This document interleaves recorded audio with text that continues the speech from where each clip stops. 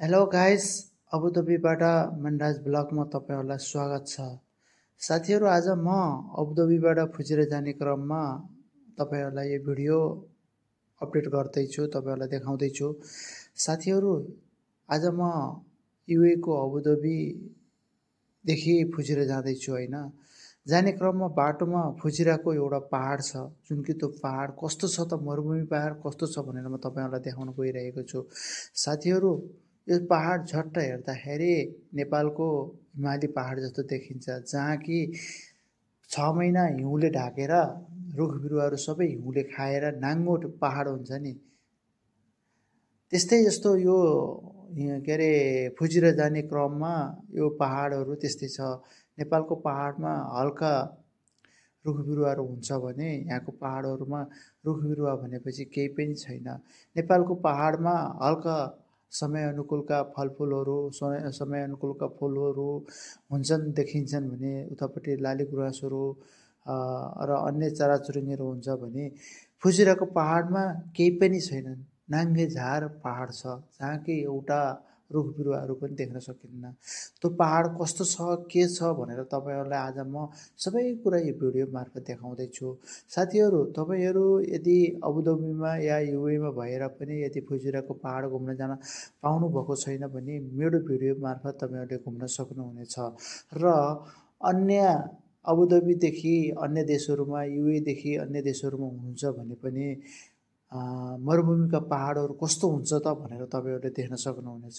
तपाईहरुले यो भिडियो मेरो कन्टिन्युस हेर्नुभयो भने तपाईहरुलाई यदि अबुधाबीको युएको फुजिरा प्रान्तमा आएर घुमेको फिल अनुभूति हुनेछ, तपाईहरुले देख्न सक्नुहुनेछ। साथीहरु, हेर्नुस् त, यदि पहाडमा पनि ठुला बाटाहरू, फराकिला बाटाहरू र हरेक बिजुलीको सुविधाहरू, हेर्नु त वरपरका सहरहरू, वरपरको बजारहरू हेर्नुस् त, झट्ट हेर्दा नेपालको पहाडी यानि कि हिमाली प्रदेशमा भएको पहाड र मार्केटहरू जस्तो बजारहरू, घाट बजारहरू जस्तो देखिन सकिन्छ। हेर्नुस् त साथीहरु, युएको लामो बसेपछि म फुजिरा घुम्ने क्रममा या फुजिरा घुम्ने अपर्च्युनिटी मैले पाएको कारणले गर्दा मैले घुम्दैछु।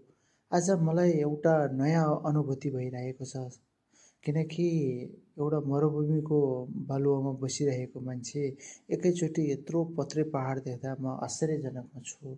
किनकि मैले सोचेको पनि थिइनँ, कल्पना पनि गरेको थिइनँ, किनकि मरुभूमिमा यस्तो पहाड हुन्छ भनेर। तर मरुभूमिमा बालुवाको मात्रै पहाडहरू हुन्छ होला भन्ने सोचेको थिएँ। तर यहाँ हेर्नुस् त, मरुभूमिमा चट्याङ र ढुङ्गाको पहाडहरू देख्न सकिने रहेछ। यसमा घाँसहरूमा हेर्नु त साना साना मार्केटहरू हुँदो रहेछ, जस्तो कि हामीहरू के अरे काठमाडौँबाट आफ्नो घर क्षेत्र जाँदाखेरि बाटामा देखेका गाडी लाइनहरूका साना साना रेस्टुरेन्ट, होटेलहरू जस्तै यहाँ पनि ठाउँ ठाउँमा सानातिना रेस्टुरेन्टहरू, होटेलहरू हुँदो रहेछ। किनकि यो विशेष गरेर फुजिरा चाहिँ पर्यटकीयको लागि एकदमै पपुलर रहेछ। यहाँको आय स्रोत भनेकै एकदम भिजिटरहरूलाई मात्रै भित्राउने क्रम जारी रहेछ कि साथीहरू, हेर्नुस् त। यसै क्रममा जाने क्रममा साथीहरू बाटामा लामा लामा के अरे अन्डरपासहरू पनि देखिन सकिन्छ, तपाईहरुले देख्न सक्नुहुनेछ हैन। सोहरू तपाईहरुले हेर्नु त पहाड कस्तो विधि छ। जस्तो कि हामी काठमाडौँबाट पोखरा जाने क्रममा किह्न भिरहरू जस्ता पहराहरू देखिन्छ नि, त्यस्तै भिरहरू रहेछन् यहाँ पनि, हेर्नुस् त। र पहिरो पनि जाँदो रहेछ। र हाम्रो नेपालमा त साँघुरो भएको कारणले गर्दा, खोलाको खाँचमा भएको कारणले गर्दा धेरै पहिरो गएर बाटोहरू बन्द हुने गर्छन् नि। तर यहाँ चाहिँ यस्तो रहेनछ, किनकि यहाँ पहाडको बिचमा काटेर गएको कारणले गर्दाखेरि, काटेर बाटो लगेको कारणले गर्दाखेरि यहाँ कुनै पनि जाम भनेपछि नहुँदो रहेछ कि साथीहरू, तपाईहरुले देख्न सक्नुहुनेछ। हेर्नुस् त, हेर्नुस् त, यहाँको बाटोहरूमा सिधा बाटोहरू छ, या कुनै पनि टेढामेढा र समुद्री के अरे नदी नालाको खाँचबाट लगेको बाटो छैन। सिधा जाने क्रममा यदि पहाडहरू छेड्न नसकेको खण्डमा, यदि पहाडमाथि गाडी उक्लिन नसकेको खण्डमा के अरे टनलहरू बनाएर सबै गाडीहरू पास गरिरहेको छ है साथीहरू तपाईँहरूले देख्न सक्नुहुनेछ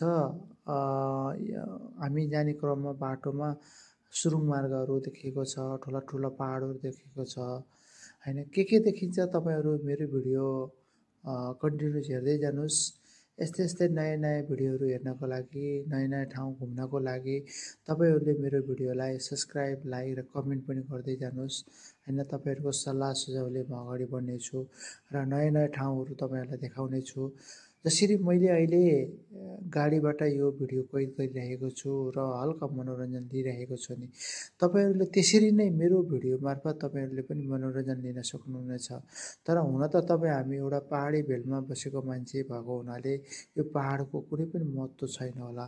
तर पनि मरुभूमि जस्तो देशमा यति ठुलो पहाड हुँदा आश्चर्यजनक छ। हेर्नुहोस् न, जसरी हाम्रो नेपालमा पोखरामा पानी कतिखेर पर्छ भन्ने कुरा हामीलाई थाहा हुँदैन नि, त्यस्तै जस्तो यहाँ पनि फुजिरामा कतिखेर पानी पर्छ भन्ने कुरा थाहै हुँदो रहेछ क्या साथीहरू।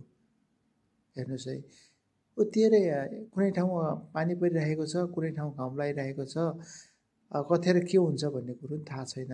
किनकि यहाँ फेरि अहिले यतिखेर फिलहाल अहिले यतिखेर युए सरकारले बर्सात गराएको छ कि यो कुनै पनि कृत्रिम वर्षा होइन कि मान्छेले खुद बनाएको वर्षा हो।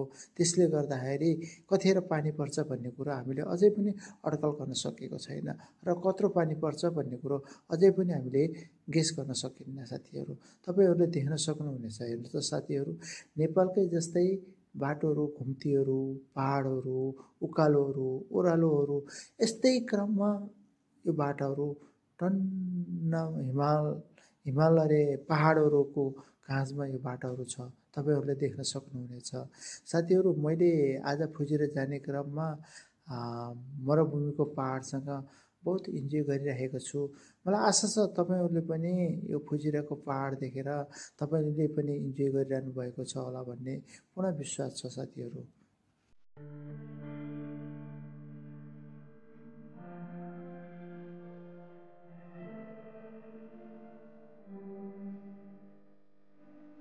साथीहरू, यतिखेर हामी फुजिराको पहाड क्रस गर्ने क्रममा हामीले सुरुङ मार्गमा आयौँ।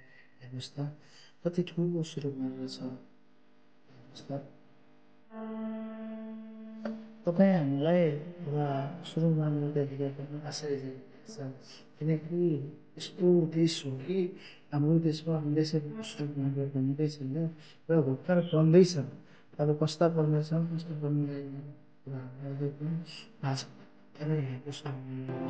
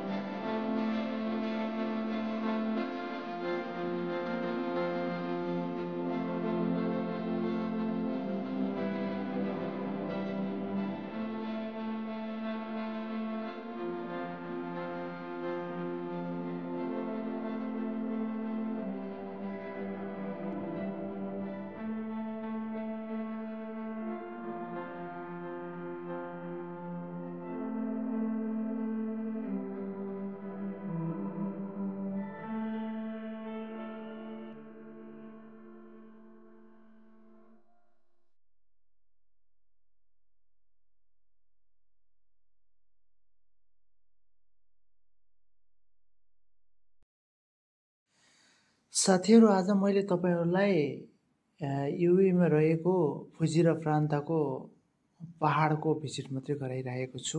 यो फोटो मैले तपाईँहरूलाई भिडियो मैले अहिले के त भन्दा फुजिराको पहाड कस्तो छ त भनेर तपाईँहरूलाई देखाइरहेको छु। साथीहरू, यहाँको वास्तविक कुरा भन्नुपर्दाखेरि यो प्रान्तको आय स्रोत भनेको भिजिटर मात्रै हो है, अरू यहाँ केही पनि छैन। अग्ला ठुलो पहाड, त्यसमा रहेको प्रकृतिले दिएको झरना होइन कि आफै खुद बनाएको झरना, गभर्मेन्टले समुद्रबाट तानेर बनाएको झरना र ठुलो समुद्र र ठुलो पहाड बाहेक अरू केही पनि देख्न सक्नुहुन्न यो ठाउँमा। साथीहरू हेर्नुहोस् त, हाम्रो पहाड त्यत्तिकै खेर गइरहेको छ, किनकि यो मरुभूमिको पहाडमा पत्रे पहाड दर्शकहरू कति धेरै, भिजिटरहरू कति धेरै आउनुहुन्छ। विश्वको भिजिटरहरू युएमा जति पनि आउनुभएको छ नि, सबैजना एकपल्ट फुजिरा घुम्न जानुहुन्छ। त्यस कारणले गर्दा तपाईँहरूले पनि मेरो भिडियो मार्फत तपाईँहरूले पनि अनुभव र घुम्न सक्नुहुनेछ है साथीहरू।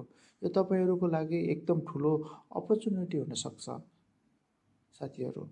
यस कारणले गर्दा यस्तै नयाँ भिडियो, यस्तै नयाँ ज्ञानको कुराहरू सिक्नको लागि मेरो च्यानललाई सब्सक्राइब, लाइक र कमेन्ट पनि गरिदिनु है साथीहरू।